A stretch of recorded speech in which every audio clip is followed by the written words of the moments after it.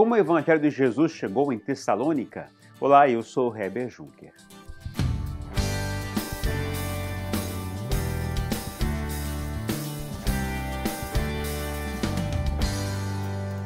Na devocional anterior falamos do livramento dado por Deus a Paulo e Silas na cadeia em Filipos com um terremoto, pois eles estavam orando e cantando.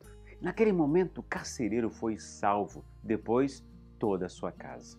Saindo de Filipos, Paulo e seus companheiros viajaram para Tessalônica, a capital da Macedônia, e como de costume foram primeiro a uma sinagoga. Diz a Bíblia que, tendo passado por Anfípolis e Apolônia, chegaram a Tessalônica, onde havia uma sinagoga judaica.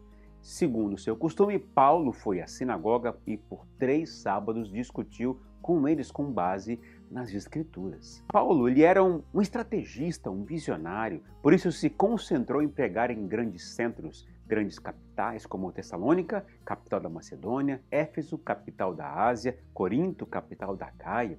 E outro motivo pelo qual Paulo tinha escolhido Tessalônica é porque lá tinha uma sinagoga, primeiro ponto de contato com as pessoas.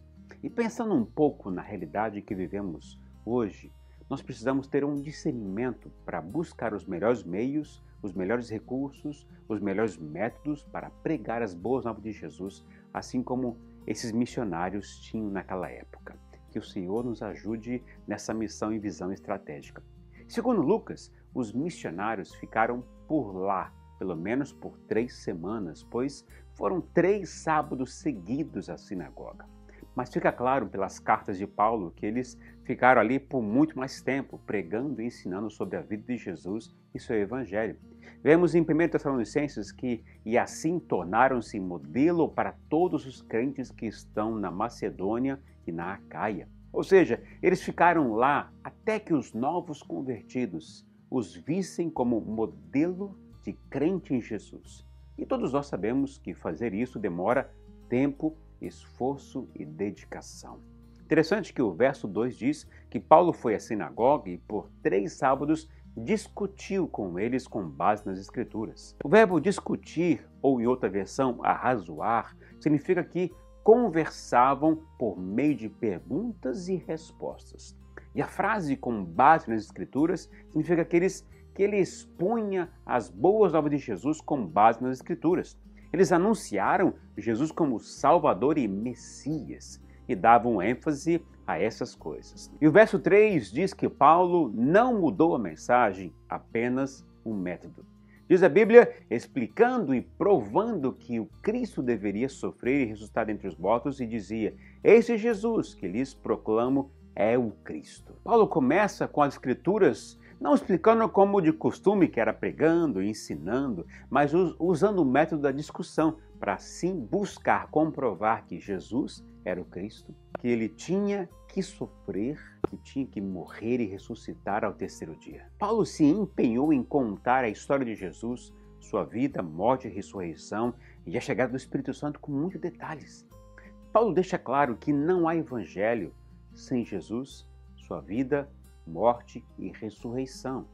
E o verso 4 fala do impacto das pregações de Paulo na sinagoga. Olha só, alguns dos judeus foram persuadidos e se uniram a Paulo e Silas, bem como muitos gregos tementes a Deus, e não poucas mulheres de alta posição. E ao se unirem então a Paulo e Silas, significa que muitos judeus se converteram a Jesus. Um grande número de gentios receberam Jesus em seus corações, bem como muitas mulheres também vieram para Jesus. Glória a Deus por isso. E o Evangelho de Jesus causou grande impacto, então, na vida dessas pessoas.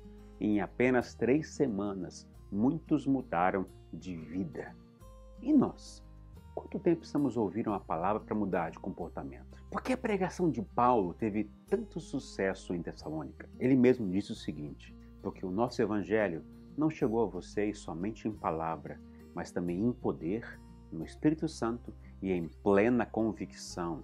Vocês sabem como procedemos entre vocês em seu favor. Ou seja, sua palavra ela era centrada em Jesus Cristo. Ele não ficou discutindo sobre a vida, saúde, não que isso não seja importante, mas seu foco principal era claro, apresentar a Jesus Cristo como o Senhor e Salvador e o Messias, àquelas pessoas. Sua palavra era cheia do poder do Espírito Santo. Ele manifestava com sua vida o que possuía dentro dela. Ele falava e demonstrava. Suas palavras tinham o poder de convencimento do Espírito Santo, bem como eram demonstração do poder dele mesmo. Depois disso, muitos se uniram a Paulo e Silas. Isso significa que aceitaram seguir o caminho proposto pelos missionários. Significa que se comprometeram a segui-lo como o seu novo estilo de vida, aprendidos através do exemplo que eles deram. Significa que Paulo, de alguma forma, os ensinou a importância de viver no corpo de Cristo, que não existe crentes isolados, independentes, que não devem viver independentes uns dos outros, mas que devem viver unidos, ligados uns com os outros. Assim foi a forma como eles cresceram naquele lugar. E na próxima devocional veremos a reação das pessoas à palavra pregada por Paulo. Não as pessoas que se converteram, mas os outros. Olha o que aconteceu com eles. Tá bom? Espero você na próxima devocional. Um grande abraço, Jesus abençoe o seu dia e até a próxima.